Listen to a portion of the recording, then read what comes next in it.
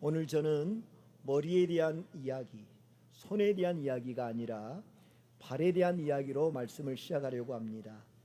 하루 종일 내 몸의 모든 무게를 묵묵히 견뎌내는 발. 우리 몸에 여러 지체가 있지만 사실 발만큼 고생하는 지체가 있을까요? 그런데 그렇게 고생하면서도 발만큼 무시당하고 홀대받는 지체가 따로 없습니다. 우리 중에 매일 아침 저녁으로 손에 로션을 바르듯 발에 바르는 사람은 거의 없을 것입니다. 손에 반지를 끼듯 발에 반지를 끼는 사람 없을 것입니다.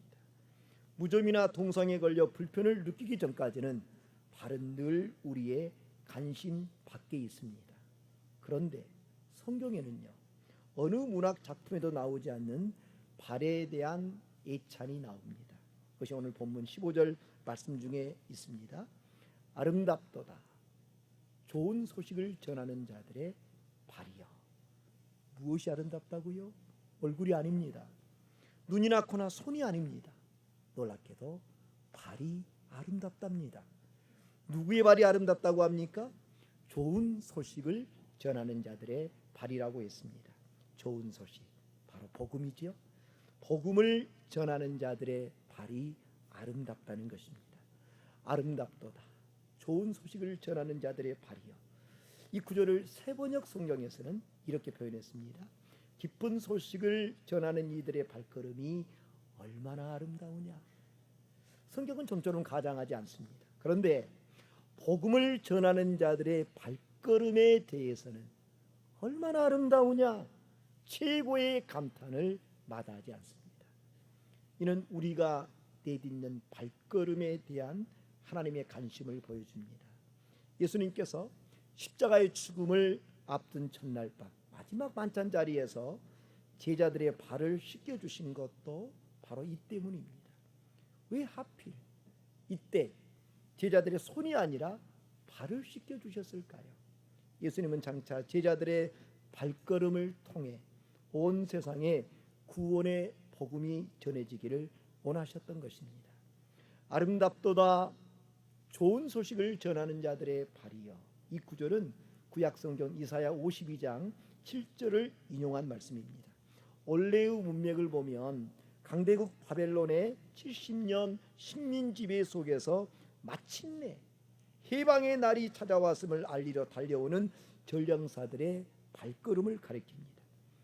바벨론의 오랜 압제와 식민 통치 아래서 절망하고 있던 이들에게 해방이라는 가장 기쁜 소식을 들고 오는 발걸음이었기에 그 무엇보다도 아름다울 수밖에 없었던 것입니다. 4년마다 열리는 올림픽의 대미 마라톤입니다. 기원전 490년 당대 최강대국이었던 페르시아와 그리스 시국가 아테네 사이에 마라톤 전쟁이 있었을 때 아테네 측은 객관적 전력에서 아주 심한 열세에 놓여 있었습니다. 하지만 아테네의 명장 밀키아데스의 탁월한 지략 덕분에 약 10,000여 명의 아테네 플라타니아 연합군이 25,000명이 넘는 페르시아군을 무찌르고 극적인 대승리를 거둡니다. 이 얼마나 기쁜 소식입니까? 아테네 많은 사람들이 이 전쟁의 결과를 전전긍긍하며 기다릴 때 페이디피데스라는 이름의 전령사가 이 기쁜 승전보를 전하기에 전쟁터인 마라톤에서 약 40km 떨어진 아테네까지 쉬지 않고 달려가 성문 앞에 서서 우리가 이겼다 이 한마디를 외치고 그만 숨지고 맙니다. 이는 아테네 사람들이 간절히 기다리던 너무나 기쁜 소식이었습니다. 그런데요, 곰곰이 생각해 보면 전령사가 전한 우리가 이겼다는 이 소식, 승리한 아테네 사람들에게는 더없이 기쁜 소식이었겠지만 패배한 페르시아 사람들에게도 그랬을까요? 그들에게는 너무나 슬프고 비통한 소식이었을 것입니다. 지난달에 있었던 2026년 월드컵 결승전에서도 이와 비슷한 일이 있었습니다. 스페인이 연장전 끝에 아르헨티나를 1대0으로 꺾고 세계 축구 정상에 올랐습니다. 이는 스페인 국민들에게 최고로 기쁜 소식이었습니다. 거리마다 환호성이 울려 퍼지고 사람들은 밤새 서로를 끌어안으며 우승의 기쁨을 나누었습니다. 그러나 동일한 소식이 아르헨티나 사람들에게는 전혀 달랐습니다. 경기 종료 직후 패배한 아르헨티나 선수들은 감정을 주체하지 못해 스페인 선수들과 거친 몸싸움을 했고, 아르헨티나 수도 부에노스아이레스에서는 일부 팬들이 경찰과 충돌하며 거리에서 소요가 일어나기까지 했습니다. 이렇듯 세상의 승전보는 누군가에게는 기쁨이 되지만 또 다른 누군가에게는 슬픔이 될 때가 많습니다. 그러나 복음은 다릅니다. 예수 그리스도의 복음은 한 사람의 승리가 다른 사람의 패배를 의미하는 소식이 아니었습니다. 예수님께서 죄와 사망을 이기셨다는 그 소식, 유대인에게도 이방인에게도 부자에게도 가난한 자에게도 남자에게도 여자에게도 믿는 모든 사람에게 동일하게 기쁨이 되는 소식입니다. 그래서 바울은 로마 교회에 보내는 편지에서 아름답도다, 좋은 소식을 전하는 자들의 발이여 라고 감격에 마지 않았던 것입니다. 지난주 우리는 이보다 더 좋을 수는 없다라는 제목의 말씀을 통해 복된 구원의 소식을 들었습니다.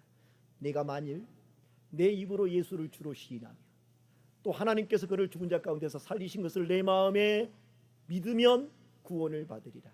사람이 마음으로 믿어 의에 이르고 입으로 시인하여 구원에 이르느니라. 구원을 받으리라. 죄와 사망 가운데 있는 인생에게 이보다 더 좋은 소식이 어디 있습니까? 예수님을 믿으면 구원받습니다. 여러분 안에 이 복음이 있습니까? 하나님이 주신 이 좋은 소식이 내 안에서 살아 역사하고 있습니까? 머릿속 지식이 아니라 내 가슴 깊은 곳에 진실한 고백이 되고 있습니까? 혹시 오랫동안 교회 다녔는데도 여전히 구원의 확신이 없어 힘들어하는 분이 있는지 모르겠습니다.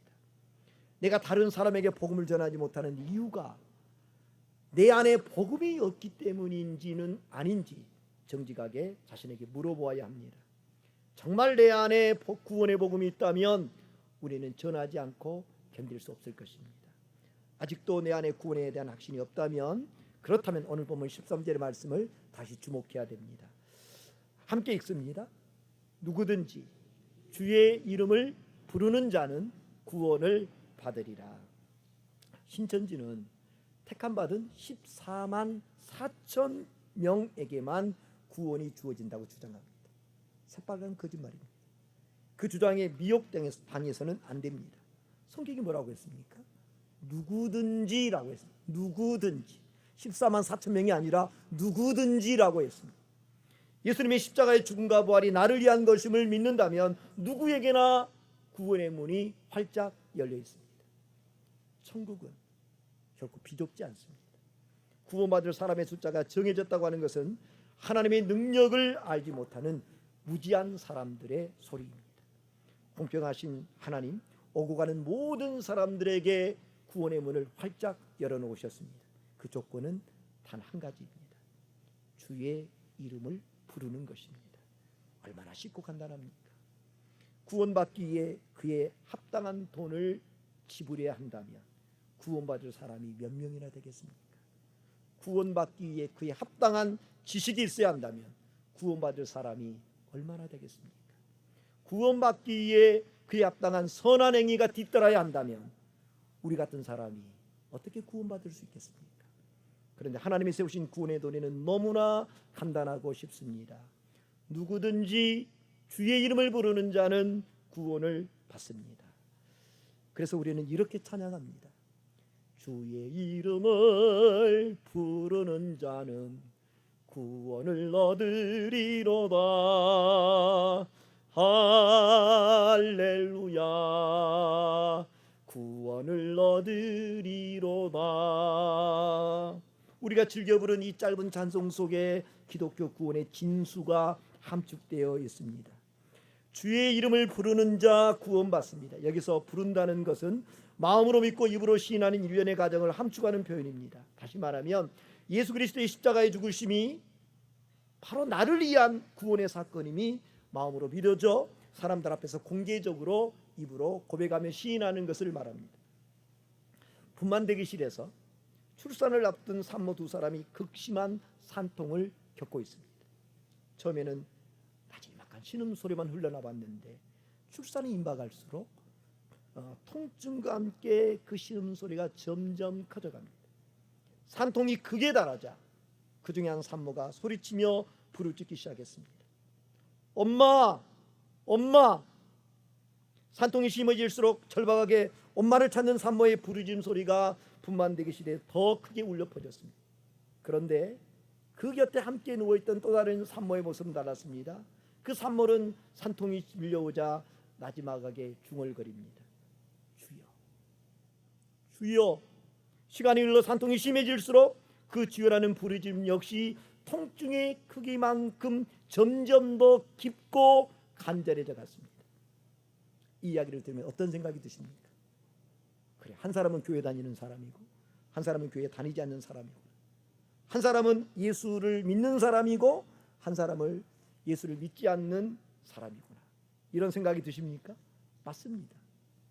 이 장면은 제 아내가 첫 아이를 낳을 때 서울 강진구 자양동에 있는 해민병원 분만 대기실에서 있었던 실제 이야기입니다.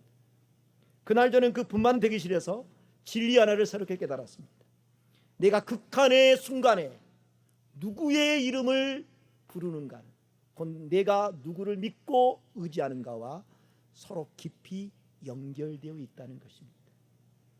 누구든지 주의 이름을 부르는 자는 구원을 받으리라.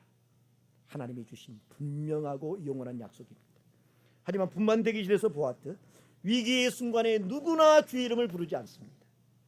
누가 주의 이름을 부릅니까? 이와 관련해 성경이 보여주는 반드시 필요한 과정이 있습니다. 오늘 본문 14절과 15절 전반절의 말씀 함께 읽어봅니다. 그런즉 그들이 믿지 아니하는 일을 어찌 부르리요? 듣지도 못한 일을 어찌 믿으리요? 전파하는 자가 없이 어찌 들으리요? 보내심을 받지 아니하였으면 어찌 전파하리요? 믿지 않는 한 사람이 주의 이름을 부르는 자가 되는 것 한순간에 이루어지지 않습니다. 그 과정이 있습니다. 주의 이름은 믿음이 있어야 부를 수 있습니다. 믿음이 없으면 부를 수 없습니다.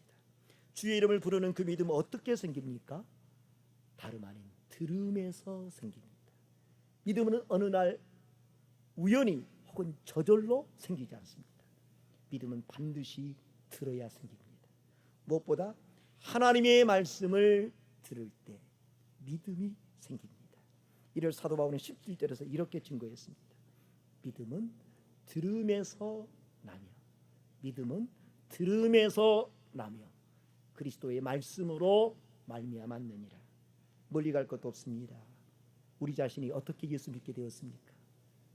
내가 어떻게 하면 구원을 얻을까? 이 질문을 가지고 구원에 대해서 밤새 곰곰이 생각하다가 맞아, 곰곰이 생각해 보니 예수님을 믿어야 구원을 받는 거야. 교회에 나가야 구원 받을 수 있는 거야 라고 이렇게 불현듯 깨닫고 교회에 나온 사람이 있습니까? 아무도 없습니다. 누군가 내게 전해준 예수 믿으면 구원 받습니다 라는 복음을 듣고 믿음을 가지게 된 것입니다. 목사인 저 역시도 마찬가지입니다. 저는 대학교 2학년 초까지 하나님은 없다라고 생각하며 살았던 사람입니다. 그런데 누군가 저에게 예수 믿으면 구원받는다고 눈물로 전해주었습니다. 만일 십자가에서 죽으신 예수, 그가 하나님의 아들이시며 그분을 믿으면 죄와 사망과 저주에서 해방을 받는다는 그 복음을 듣지 못했다면 저는 여전히 예수를 믿지 않았을 것입니다. 믿음은 들음에서 납니다. 하지만 아무리 복음을 전해도 받아들이지 않는 사람이 있습니다. 아직 들을 귀가 없는 사람입니다. 반면에 어떤 사람은 그저 스쳐 지나가듯이 교회 다니라고, 예수 믿으라고 그저 한마디 툭 던졌을 뿐인데 즉각 응답에 주님 앞에 나옵니다. 들을 귀가 있는 것입니다. 마가복음 10장 46절 이하에 등장하는 여리고의 맹인 거지 바디메오, 바로 그런 사람입니다. 어느 날 여느 때처럼 여리고의 길목에 앉아 구걸하던 맹인 바디메오의 귀에 스치듯 들려온 한마디가 있었습니다. 나사렛 예수시다. 맹인 바디메오가 들으라고 한 말이 아니에요. 지나가는 사람들이 서로 주고받은 말이에요. 그런데 나사렛 예수가 지나간다는 그 말을 듣자 맹인 거지 바디메오가 소리쳐 외칩니다. 다윗의 자손 예수여 나를 불쌍히 여기소서. 나사렛 예수는 나사렛 출신의 예수라는 뜻으로 출생지를 폄하하는 말입니다. 마치 전라도 출신을 비하하는 말처럼 말입니다. 그런데 맹인거지 바디메오는 기에 들여온 나사렛 예수를 다윗의 자손 예수여라고 고백합니다. 다윗의 자손, 이는 다윗의 후손으로 세상에 오실 그리스도를 가리킵니다. 앞을 보지 못하는 맹인이었지만 바디메오는 나사렛 예수를 다윗의 자손, 즉 자신을 구원할 그리스도로 믿었습니다. 그날 바디메오 구원받았습니다. 믿음은 보는 것이 아니라 들음에서 납니다. 그러면 복음은 누구를 통해 사람들에게 들려집니까? 바울은 전파하는 자가 없으면 어찌 들으리오라고 했습니다. 복음은 하늘의 천군 천사들에 의해서 전해지지 않습니다. 복음은 전파하는 자를 통해서 들려집니다. 그래서 고린도전서 1장 21절에 이렇게 증가합니다. 하나님의 지혜에 있어서는 이 세상이 자기 지혜로 하나님을 알지 못하므로 하나님께서 전도에 미련한 것으로 믿는 자들을 구원하시기를 기뻐하셨도다. 세상은 자기 지혜로 하나님을 알지 못합니다. 그래서 하나님께서 믿는 자들을 구원하시기에 주신 방법이 바로 전도인 것입니다. 전도는 하나님의 방법입니다. 우리가 전도에 관련해 흔히 하는 오해가 있습니다. 전도는 입으로 하는 것이라는 생각입니다. 그래서 전도하자고 하면 말주변이 없어서 저는 전도 못해요 라고 손살에 칩니다. 하지만 전도는요, 말품이 아니라 발품을 파는 것입니다. 등록신방을 갔을 때 한 성도님이 들려준 고백이 생각납니다. 자기처럼 강팍한 사람이 결국 교회에 나오게 된 이유, 전도대가 매주 쉬지 않고 1년간 변함없이 찾아오는 것에 감동받아서 교회를 나오게 되었다는 것입니다. 여기 끔찍하게 생긴 발이 하나 있습니다. 발가락은 뒤틀려 있고 발톱은 뭉개져 있습니다. 굳은 살, 상처투성이의 발이죠. 얼른 보기에 이게 사람의 발인가 생각이 들 정도입니다. 이 발, 한국이 낳은 세계적인 발레리나 강수진 씨의 발입니다. 하루 10시간 이상 반복되는 연습으로 1년에 250컬레가 넘는 토슈즈를 걸레 조각처럼 달아 떨어뜨린 연습벌레의 발입니다. 그러나 무대에 서면 이 발은 중력을 이겨내고 우아하게 허공을 도약하는 백조의 발이 됩니다. 많은 사람들이 이 발을 보고 세상에서 가장 아름다운 발이라고 부릅니다. 한국의 한 언론 시인은 이런 고백을 했습니다. 그 발 사진을 처음 보았을 때 심장이 어찌나 격렬히 뛰는지 한동안 두 손으로 심장을 지그시 누르고 있었다. 감동이란 이런 것이구나 하는 느낌을 받았다고. 저는 발레리나 강수진 씨의 이 발을 보면서 오늘 본문의 말씀을 기록한 사도 바울의 발이 떠올라졌습니다. 오늘처럼 자동차나 비행기를 타고 복음을 전하는 것이 아니라 걸어서 복음을 전했던 사도 바울의 발, 아마 이보다 못하지는 않았을 것입니다. 아름다운 발은 복음의 발품을 파는 발임을 믿습니다. 오늘 수없이 많은 전도의 방법이 있지만 더디더라도 사랑과 진심이 담긴 끊임없는 발품이야말로 가장 확실한 전도의 방법입니다.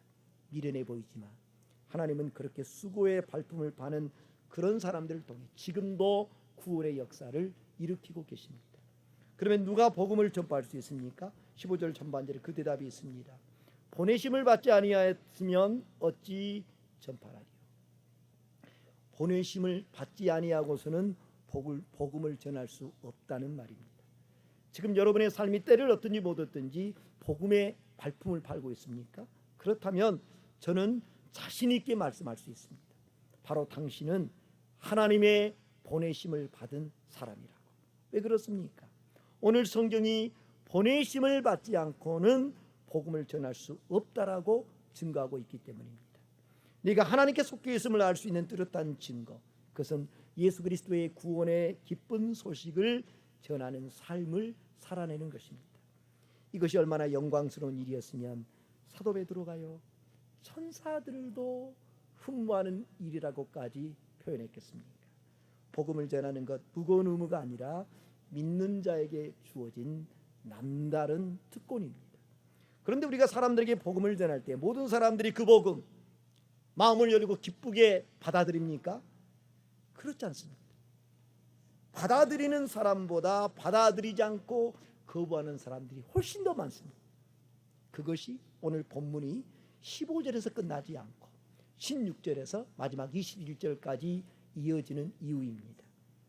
아름답도다 좋은 소식을 전하는 자들의 발이라고 감탄하지 않던 바울, 곧이어 안타까운 탄식을 합니다. 16절입니다. 그러나 그들이 다 복음을 순종하지 아니하였도다. 이사가 이르되 누가 우리가 전한 것을 누가 믿었나이까 하였으니. 여기 복음을 순종하지 아니한 사람 누구일까요? 누구를 가리킬까요? 바로 하나님의 백성이라고 자처한 이스라엘 자손을 가리킵니다. 이스라엘 자손은 구원의 1순위였습니다. 그들은 예수 믿으면 구원받는다는 그 아름다운 복음의 메시지, 그런데 그들은 믿지 않았습니다. 바울은 그 모습을 복음을 순종하지 아니하였도다라고 표현했습니다. 구원의 복음이 그들에게 제대로 들려지지 않았기 때문에 이스라엘 자손이 믿지 않은 것입니까? 결코 그렇지 않습니다. 18절은 이렇게 증가합니다. 그러나 내가 말하노니 그들이 듣지 아니하였느냐? 그렇지 아니하니 그 소리가 온 땅에 퍼졌고 그 말씀이 땅끝까지 이르렀도다 하였느니라. 이스라엘 자손들에게도 분명히 복음이 들려졌습니다. 아름다운 구원의 소리 온 땅에 퍼졌고 그 말씀이 땅끝까지 이르렀기 때문입니다. 이스라엘 자손이 믿지 않는 것은 몰라서가 아닙니다. 들려지지 않아서가 아닙니다. 알면서도 듣고서도 고의로 거부한 것입니다. 신앙학자인 핸드릭스는 이와 관련해 이스라엘의 불신앙은 그들이 알지 못해서가 아니라 믿으려는 마음이 없었던 데서 연유한 것이라고 설명했습니다. 우리는 여기서 전도 현장에서 겪는 매우 중요한 영적 사실을 발견할 수 있습니다. 우리가 복음을 전할 때 사람들이 복음을 거절하는 것은 우리가 말을 못해서나 논리적이지 않아서가 아닙니다. 인간의 죄성이 가지고 있는 근본적인 완악함 때문입니다. 믿음은 들음에서 나고 들음은 그리스도의 말씀으로 말미암습니다. 하나님의 말씀을 자꾸 들을 때 그 심령 속에 성령께서 역사하셔서 단단한 마음이 부서지고 믿음이 생겨납니다. 그러나 마음이 완악해진 인간은 아예 길을 막아 들으려 하지 않거나 듣지만 냉정하게 거부해버립니다. 당시 이스라엘 자손들의 모습이 그러했습니다. 그런데요, 이런 완악하기 그지없는 이스라엘 자손들을 하나님이 포기하셨습니까? 놀랍게도 이런 이스라엘 자손들을 하나님은 포기하지 않으셨습니다. 그 확실한 증거가 오늘 보면 마지막 21절 말씀입니다. 다 함께 읽습니다. 이스라엘에 대하여 이르되 순종하지 아니하고 거슬려 말하는 백성에게 내가 종일 내 손을 벌렸노라 하였느니라. 여기 여러분 밑줄을 그어야 될 말이 있습니다. 내가 종일 내 손을 벌렸노라. 언어인 헬라어로 보면 이는 부성애를 나타내는 표현입니다. 이를 생생하게 보여주는 내용이 누가복음 15장에 나오는 돌아온 탕자의 비유죠. 아버지의 집이 실어 뛰쳐나간 아들이 천신만고 그때 다시 아버지 집으로 되돌아옵니다. 그때 돌아온 둘째 아들을 대하는 아버지, 그래 고집 부리고 나가더니 꼴 좋다, 이런 눈초리로 위아래로 훑어보았습니까? 아닙니다. 17세기 네덜란드의 거장 렘브란트는 누가복음 15장을 묵상하는 가운데 돌아온 둘째 아들을 대하는 아버지의 모습을 이렇게 그렸습니다. 신발은 헤어져 발바닥이 다 드러나고 옷은 남루에 거지보다 못한 행색으로 돌아온 둘째 아들을 아버지는 두 팔 벌려 손으로 감싸 안습니다. 그로 인해 둘째 아들의 머리가 아버지의 가슴 한가운데 닿아 있습니다. 그날 둘째 아들은 아버지의 심장 소리 들었을 것입니다. 독일 리데스하임 암나인 근교에 성 힐데가르트 수도원이 있습니다. 아주 유서 깊은 곳입니다. 작년 안식년 기간 중에 그곳을 찾았는데 지금도 잊을 수 없는 인상 깊은 한 장면이 있습니다. 대개 유럽의 모든 성당은 정면이 휘황찬란한 제단으로 구성되어 있습니다. 그런데 제가 찾은 이 성 힐데가르드 스톤의 성당 안의 정면 전혀 달랐습니다. 그 성당 안 전면에는 사진에 보이는 두 팔 벌려 맞아주시는 예수님의 모습이 그려져 있었습니다. 사진으로 봐서 그렇지요. 직접 가서 보면 이 그림 크기가 어마어마합니다. 어마어마합니다. 손을 내밀어 맞아주시는 이 예수님의 모습은 마치 수고하고 무거운 짐진 자들아 다 내게로 오라 내가 너희를 쉬게 하리라 라고 말씀하시는 듯했습니다. 사랑하는 여러분, 예수님께서 우리를 향해 늘 두 손을 벌려 내밀고 계시다는 것을 아십니까? 우리 예수님의 품은 넓고도 깊습니다. 그 예수님의 품에 그 모습 그대로 안기십시오. 참된 안식을 누리게 될 것입니다. 마지막으로 오늘 본문 14절 15절 말씀 다시 한번 보십시오. 그런즉 그들이 믿지 아니한 일을 어찌 부르리요 듣지도 못한 일을 어찌 믿으리요 전파하는 이가 없이 어찌 들으리요 보내심을 받지 아니하시면 어찌 전파하리요 기록된 바 아름답도다 좋은 소식을 전하는 자들의 발휘함과 같으니라. 이 말씀의 핵심은 보내심을 받은 자는 전파해야 한다는 것입니다. 보내심을 받은 자가 복음을 전파하는 순간은 마치 총의 방아쇠를 당기는 것과도 같습니다. 즉 보내심을 받았으면 전파하게 되고 전파하게 되면 복음을 듣게 되고 복음을 듣게 되면 그리스도를 믿게 되고 그리스도를 믿게 되면 주의 이름을 부르게 되고 주의 이름을 부르며 구원을 받게 되는 것입니다. 하지만 보내심을 받았지만 가지 않는 사람들이 너무나 많기에 선지자 예사야는 하나님의 애타는 마음과 음성을 이렇게 전했습니다. 내가 또 주의 목소리를 들으니 주께서 이르시되 내가 누구를 보내며 누가 우리를 위하여 갈꼬. 하나님은 우리의 발걸음에 대하여 지대한 관심을 가지고 계십니다. 우리의 발걸음이 어디를 향하고 있는지 어디에 머물고 있는지를 지켜보고 계십니다. 우리의 발걸음이 죄인의 길에 서지 않고 죄와 사망의 그늘 아래 앉아있는 사람들에게 구원의 기쁜 소식을 전하는 아름다운 발걸음이 되기를 축원합니다. 평안의 복음의 신발이 우리에게 있기를 축원합니다. 구원의 복음을 전하는 발걸음은 아름답습니다. 왜냐하면 그것은 생명을 살리는 발걸음이기 때문입니다.